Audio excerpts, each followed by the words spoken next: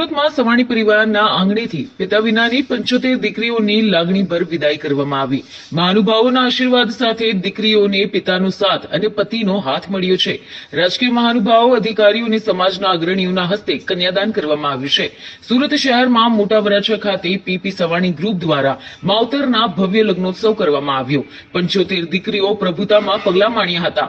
કાર્યક્રમમાં ભાજપ પ્રદેશ પ્રમુખ સી.આર. પાટીલ અને બિટ્ટાસિંહ પણ ઉપસ્થિત રહ્યા હતા। પિતાની છત્રછાયા ગુમાવી ચૂકેલી આ દીકરીઓએ પાલક પિતા તરીકે મહેશ સવાણી અને સમગ્ર પીપી સવાણી પરિવારની દીકરી બનીને વિદાય લીધી હતી। લગભગ 5000 દીકરીઓના પિતા બનીને તમામની જવાબદારી નિભાવતા મહેશ સવાણીના સાથની સાથે આ દીકરીઓએ પતિનો હાથ અને સાસરીની છાયા મળી છે। આ અવસરને વધારવા માટે અનેક મહાનુભાવો હાજર રહ્યા હતા અને તેમને પણ દીકરીઓનું કન્યાદાન કર્યું હતું। આજે પીપી સવાણી ગ્રુપ આયોજિત માવતર લગ્નોત્સવનું આયોજન 75 દીકરીઓએ પ્રભુતામાં પગલાં, દીકરી અને જમાઈઓએ ભગવાનની આરતી પોતે ઉતારી, પોતે દીપ પ્રાગટ્ય કરી અને આ પ્રોગ્રામની શરૂઆત કરી।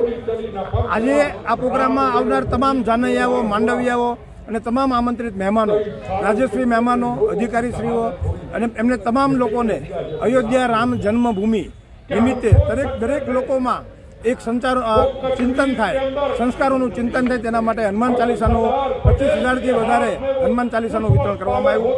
સાથે સાથે આવનાર તમામ વ્યક્તિઓએ જીવનદીપ ઓર્ગન ફાઉન્ડેશન સંસ્થા દ્વારા આ દરેક લોકોને 1 મિનિટનો શપથ લેવડાવવામાં આવ્યો કે તે પોતે અંગદાન માટેની જાગૃતિ તો રાખશે જ, સાથે સાથે એમના પરિવારમાં, સાથે સાથે એમની સોસાયટીમાં રહેતા લોકોને પણ કોઈ વ્યક્તિ બ્રેન્ડેડ થાય તો એમના અંગોનું દાન કરી 5 થી 6 જિંદગીઓને બચાવવાનું જે કામ છે એની પણ આજે બધા જ લોકોએ એક સાથે બેટરીની લાઇટ ચાલુ કરીને બધાએ શપથ લીધા છે।